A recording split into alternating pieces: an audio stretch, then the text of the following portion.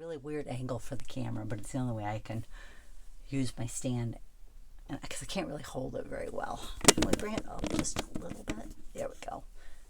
Up here,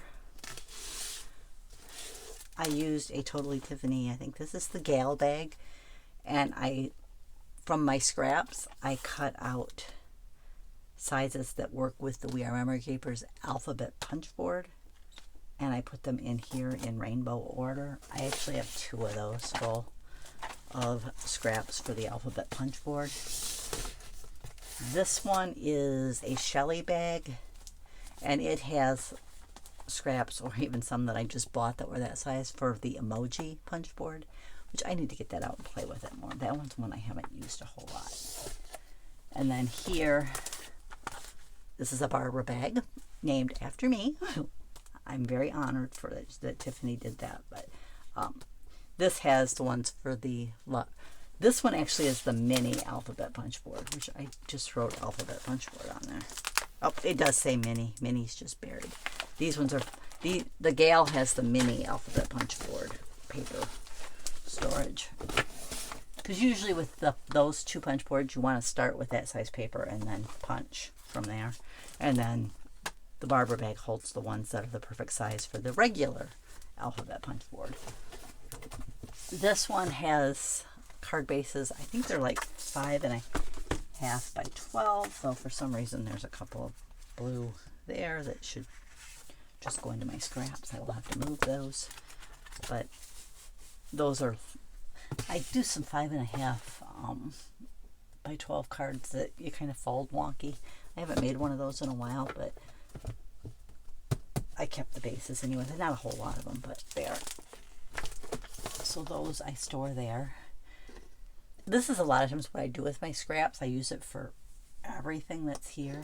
And then this here is my 5x7 card bases and my envelopes of any size. This is just a 5x7 card base that's already cut down to size and scored. This size is the 4.5 by 6 that I can use either as a mat on a 5x7 card base, or I can use it to mat a photo when I'm scrapbooking. I really like having these kind of stored somewhere special. I wish they were on the other side, but I couldn't find a way to put them on there. So this worked. It serves the same purpose. Then the bottom drawer, I'm trying to see which one this one. These 2 are card mats. They're in rainbow order, so half the rainbow's in one, half the rainbow's in the other. And then the bottom is the A2 card bases, I believe. Most of these ones are the ones that are folded in half. Because I will have to show that card, because I put the ones that are, these ones are folded in half vertically. Yeah, I think it would be vertically. So you open it up so that it opens to the top rather than the side. But that's how I store my card bases. So if I want to make a quick card, I can just come over and pull whatever color base and size I'm looking for, if I'm going for 5x7 or A2, which I make more A2 than I do 5x7. But that's how I store my card bases. This card is another Totally Tiffany, I think she calls it a companion card, or no, this one's actually a Crafty Cutter. She calls it the Crafty Cutter card. I will warn you right now, this cart normally comes with 2 of the baskets and 1 of the shelves. I happen to switch it out, and this one has 2 shelves, and one of my other ones will have won't have a shelf. It'll just have all baskets. So I just kind of customized it to work.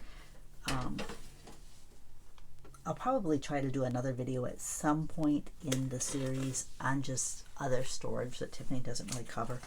But this I'm including because of paper. This one, it's got a couple packages of the insert cards for the Joy pre-bought, because I haven't split them up yet. And this just has inserts that either came in these type of packets, or that I cut to size for myself, because I found I can just make my own insert cards because any A2 card base will work, and then you just need to cut this to like a size that you would do for a layering mat, mat on a card. I think it's a 1/4 inch shorter all around,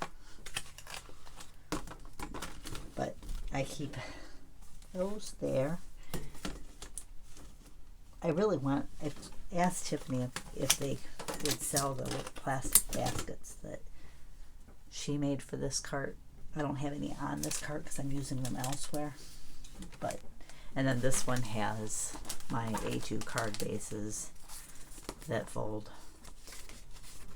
along the side, so they open to the side. You could also open them to the top if you made it this way, but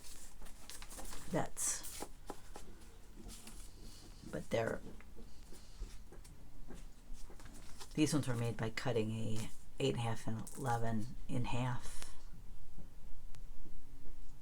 along the long side, and the other ones were done by doing it on the short side. I think that would be the correct way to phrase it. But there's also some other, my vinyl storage for my Joy is down here. I don't have a lot of the Cricut Joy vinyl, but I do have a little bit, and I used Tiffany's sleeves here too. I just cut it in half,